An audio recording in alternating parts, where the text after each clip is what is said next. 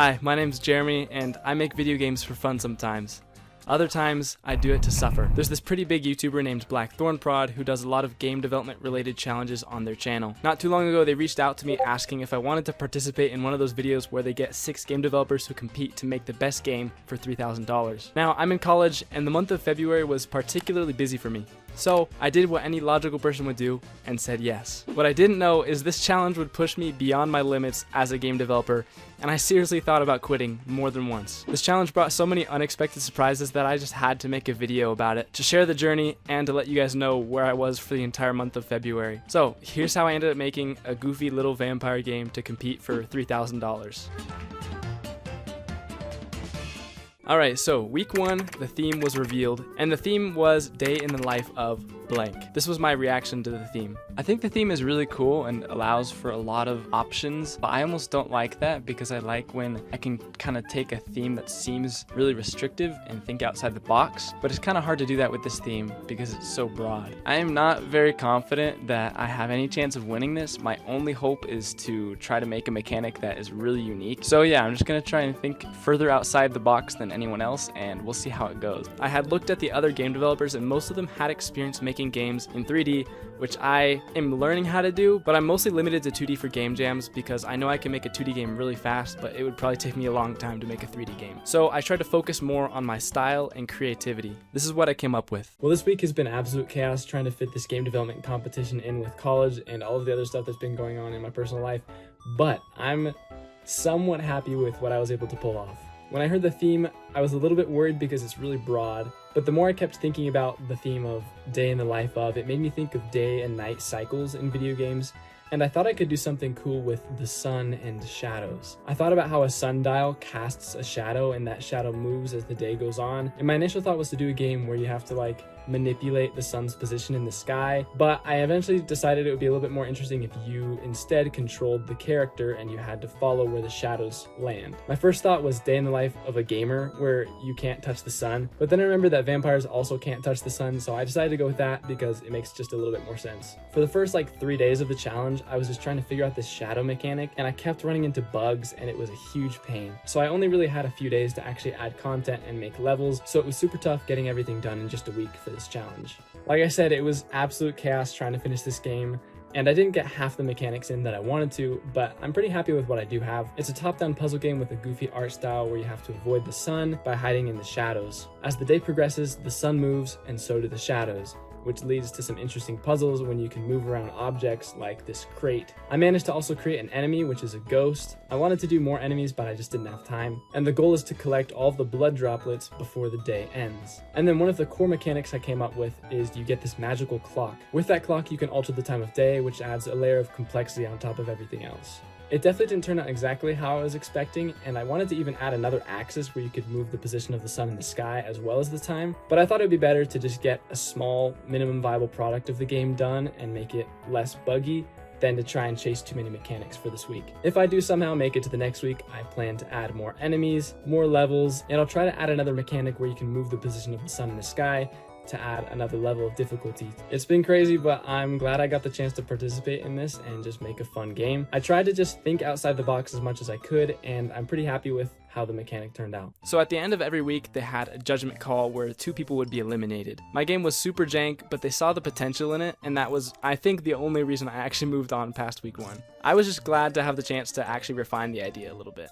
So I guess we're moving on to the next round, which is kind of exciting. I'm not sure if I was really expecting to move on to the next round, but I do have a lot of ideas that I'm excited to implement into the game. The biggest thing they mentioned is that the shadows might be a little bit limiting for a puzzle mechanic, but I have a lot of ideas that I'm excited to implement that hopefully can spice things up a little bit. This week was so hard. 1 week of doing a game jam as a college student is bad enough. And to make matters worse, I decided to add AI, which took forever. It took almost the entire week, which meant puzzle and level design kind of took the back burner. My vision here was kind of mixing the puzzle and stealth mechanics to make a game where you have to collect these bats for puzzles, but you also have to collect blood from villagers, which kind of incorporates some stealth elements. I also added some quality of life updates, like adding a mini map so you could tell where the sun's position is in the sky, and also a new ability where you can control the sun's y-axis in the sky. I thought this would help make the game more interesting, but it just ended up making things way too complicated. Like I said, a lot of the design took the back burner because I spent so much of the week working on AI, but this is what I ended up with. So Vampy's Big Day got a pretty big update this week, and the main theme was violence.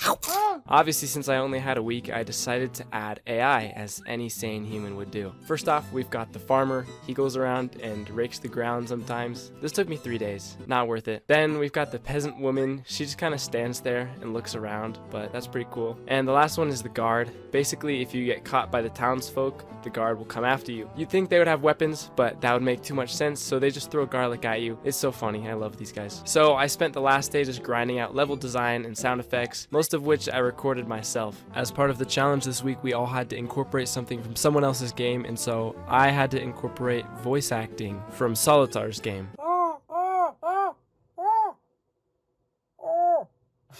The initial version of the game was super linear, but this update feels a lot more fun because you've got the added element of sneaking around the village, trying not to get noticed while you hunt people down for blood, but then the puzzle mechanics are also still a core part of the game, so it's a really fun blend, and I think it turned out super good. I'm pretty happy with what I was able to fit in, but if I do end up moving on to next week, my main plan is to nail down the sun control mechanic. I feel like there's a lot of potential there, but it's not fully realized yet. Anyways, I'm very tired. Goodbye. And then it was time for the judgment call. Look, I was not expecting to make it past this week, and I almost wanted to be eliminated because I was getting pretty burnt out trying to balance college with a game jam. But somehow my game made it to the final round. Honestly though, this is when things kind of got real because I realized now it's just me and one other person, so I actually have to try. Now the stakes were actually pretty high. I almost felt like giving up, but I decided just to try and give it my best effort. At the very least, I wanted to put something out there that I was proud of, whether I won or not. The competitor's game at this point was Hayes, who's a super talented Unreal Engine developer. He made a game called Life of Mouse, which looks like a freaking AAA game, so all of us were sweating bullets in the initial judgment round when we saw his game. To complicate matters further for this week, I was leaving town on Friday morning, so I had to finish the entire game by Thursday night. And I had a midterm and a paper due that week. I had no idea how I was going to get everything done, but I resorted to one of my favorite mantras, which is just to take things one step at a time. I spent some time working on this villager spawning system that I didn't even end up using, so that was definitely a waste of time. One of the biggest pieces of feedback I saw from the judgment round was I needed to just decide whether I wanted to make a stealth game or a puzzle game because the blend was not working. It was way too hard to avoid the guards who were super aggressive, and the puzzle mechanics were interesting, but I just didn't know if there was enough there for a full game. So I decided to just cut out the puzzle mechanic entirely and make it a stealth game. I also got rid of the clock because it just made no freaking sense. It was super jank and all the judges were confused by it, so I just gave you full control over the sun, which initially I was worried about doing because I thought it would make you too powerful, but it actually made the stealth mechanic work. Hey everyone, I'm actually recording this on Thursday night because I have to go out of town tomorrow, so I only had a few days this week to work on the game, and there was a lot to do, so let's jump into it. The biggest thing the judges helped me to realize is I needed to decide whether I wanted to take my game in the direction of being a stealth game or being a puzzle game. I was trying to do both, and it wasn't really working super well. I honestly think I could have gone either way. The shadow mechanic is really fun, but I ended up deciding to go stealth because I thought it was more fun. Personally, it's just something that I wanted to develop more, so I decided to go that direction. Now this week we had another big twist that we had to incorporate, and the theme was Unexpected Twist. In incorporating that theme, I added lore to Vampy's Big Day. There's an intro cutscene that plays now which explains how Vampy was cast out of vampire culture for being too small. He finds an unlikely ally, and in an unexpected twist of fate, a sun fairy chooses to help him. One of the biggest things that I worked on was a tutorial that takes you through all of the mechanics and teaches you nice and slowly, because some of the judges said that I kind of threw things at you too quickly. Especially with all the new stuff I added, I think it's really helpful. So the new goal of the game is no longer to gather a certain amount of blood or bats, but rather to just survive to the end of the day. I added a blood meter that keeps going down over time, and you have to keep feasting on blood to refill it, or you'll die. Honestly, I think a lot of what I did this week comes down to this quote that I like, and I don't know how to say this guy's name, so I'm just going to put it on the screen. He said, "In anything at all, perfection is finally attained, not when there is no longer anything to add, but when there's no longer anything to take away." So essentially I was trying to streamline the game by narrowing it down to as few mechanics as possible to make it more enjoyable. A lot of the judges suggested that the guards were a little too difficult, so I added a radius and I added a new ability called Shadow Walk. Basically, because you're a vampire, while you're in the shadow, you can press space and you turn invisible for a short time. Then I had an idea to do another mechanic with that where you can walk through fences. In general, the pace of the game is a lot more fun. It's less of a puzzle and more figuring out where you want to go, trying to set up stealth attacks, evading guards, and if you manage to kill all of the villagers before the day ends, the guards will hunt you down. It's a bummer that I didn't have more time to work on Vampy's Big Day this week, but I'm pretty happy with what I was able to accomplish, and I'm pretty glad to be done with Vampy's Big Day for now. I hope you get the chance to play it, and I'm glad I got the opportunity to participate in this competition. I actually really enjoy where the game is at now. I think it's a blast to stalk the shadows and kill the villagers. I wish I had more time to polish the visual style, but I'm pretty satisfied with the final product. And it turns out the judges were too. They ended up having to reschedule the final judgment call, so I had to wait an entire week for the... So I lost.